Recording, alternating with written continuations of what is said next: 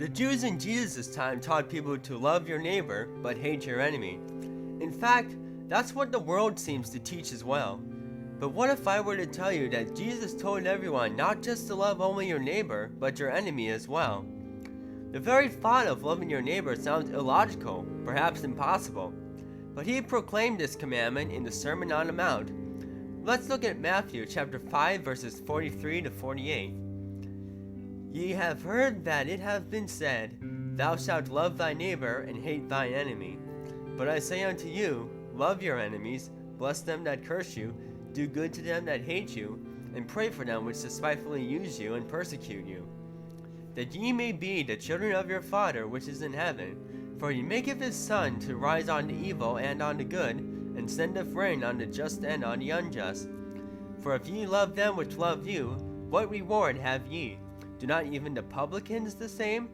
And if ye salute your brethren only, what do ye more than others? Do not even the publicans so? Be ye therefore perfect, even as your Father which is in heaven is perfect. The fact that the Father reigns on the just and the unjust is proof that he has unconditional and non-discriminatory love for all people. He also points out that only loving those that love you is what every human being does.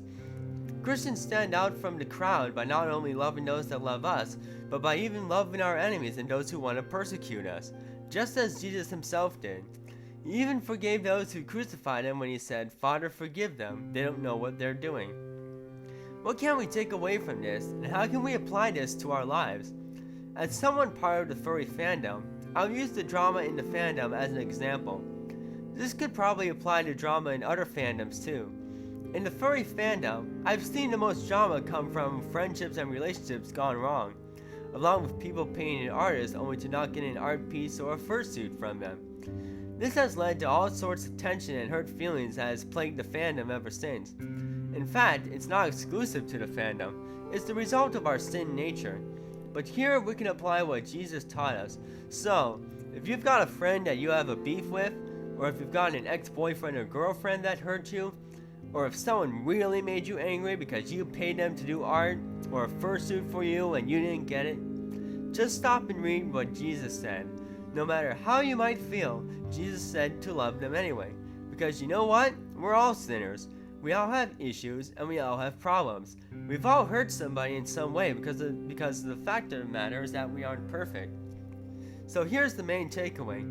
Love your enemy, pray for them to be better, and better yet, be saved by Christ if they aren't, and remember that you're a sinner too. Only then can we fulfill Jesus' commandments preached to the crowd on the Mount back in the 1st century. Thank you for watching this video.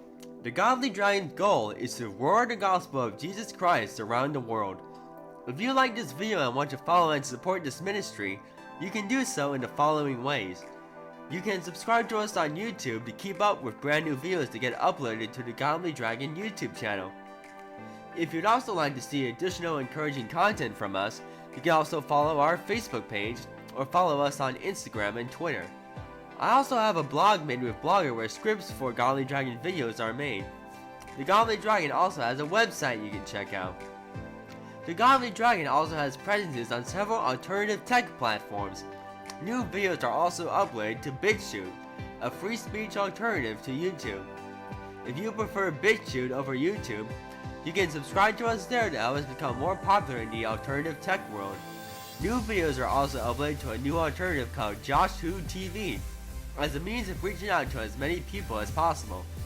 You can also follow the Godly Dragon on Gab, Minds, USA.life, and Parler, which are alternatives to Facebook and Twitter.